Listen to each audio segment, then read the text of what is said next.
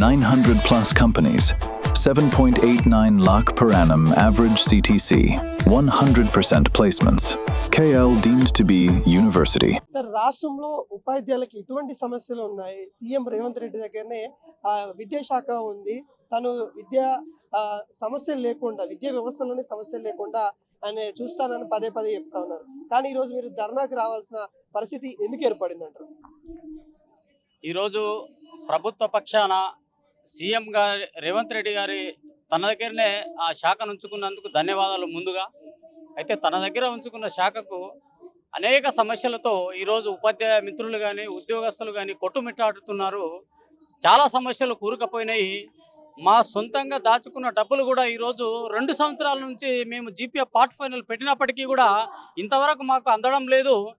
అత్యవసర పరిస్థితుల్లో కూడా మేము తీసుకునే పరిస్థితులు, మా డబ్బులు మేము తీసుకునే స్థితి మాకు కల్పించండి అని గౌరవ ముఖ్యమంత్రి గారిని కోరుతూ, సరెండర్ లీవ్లు కానీ రిటైర్మెంట్ అయిన బెనిఫిట్స్ కానీ ఇంతవరకు లేవు. మరి చివరి దశలో ఒక ఉపాధ్యాయుడు రిటైర్మెంట్ అయిన తర్వాత పెళ్లికి కానీ లేకపోతే ఒక సొంత ఇల్లు కట్టుకోవడానికి కూడా ఆ దుస్థితి ఈరోజు ప్రభుత్వం కల్పిస్తుంది. దయచేసి ముఖ్యమంత్రి గారిని మరి ఇంతవరకు ఈ చరిత్రలో ఎప్పుడు లేని విధంగా 6 డిఏలను కూడా పెండింగ్ పెట్టి ఒక్కొక్కరి ఉపాధ్యాయునికి సుమారు నెలకు 20,000 రూపాయలు నష్టం వాటిల్తుంది. మరి ఖర్చులు పెరుగుతున్నాయి, ధరలు పెరుగుతున్నాయి.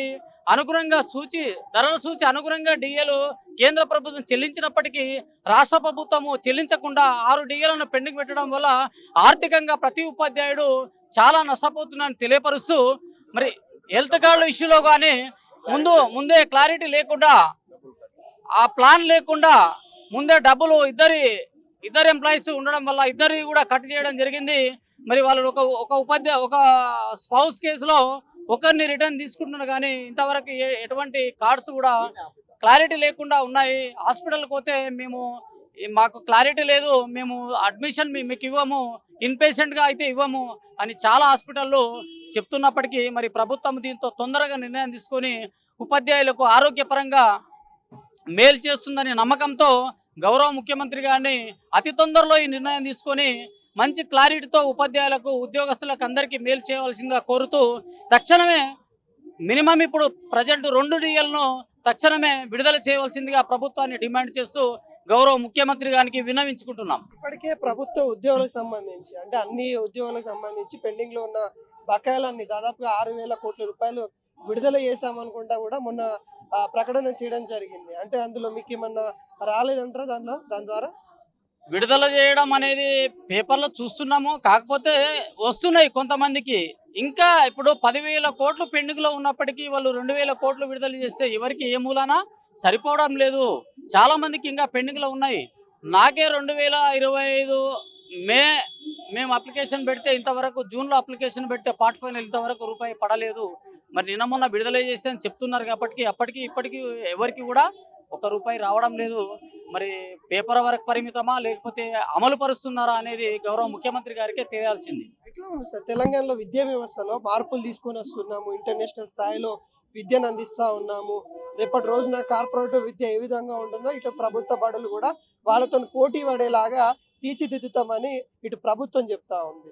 కానీ ఎలా ఉందంటారు? గ్రౌండ్ రియాలిటీ ఎలా ఉందంటారు?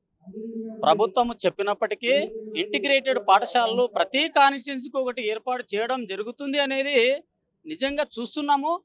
అవి కన్స్ట్రక్షన్ స్థాయిలో ఉన్నాయి.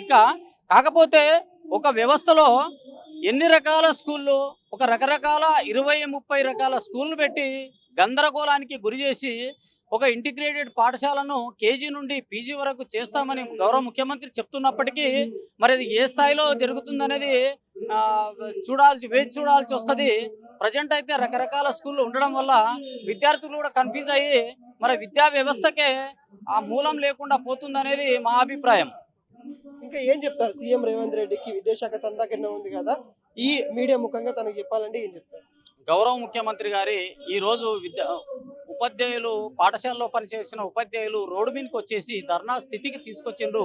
మరి గత ప్రభుత్వం చేసినలాగా మీరు చేయకూడదని, మీరు విద్యాశాఖను తన వద్ద ఉంచుకున్నందుకు ధన్యవాదాలు తెలుపుతూ, మరి ముఖ్యంగా డిఏలు రిలీజ్ చేసి పిఆర్సీని వెంటనే అమలుపరిచి సిపిఎస్ విధానాన్ని రద్దు చేస్తామని మీరు మేనిఫెస్టోలో ప్రకటించారు. కాబట్టి ఆ మేనిఫెస్టో ప్రకారము సిపిఎస్ని రద్దు చేసి ఓపీఎస్ను అమలుపరచాలని గౌరవ ముఖ్యమంత్రిని కోరుతున్నాం.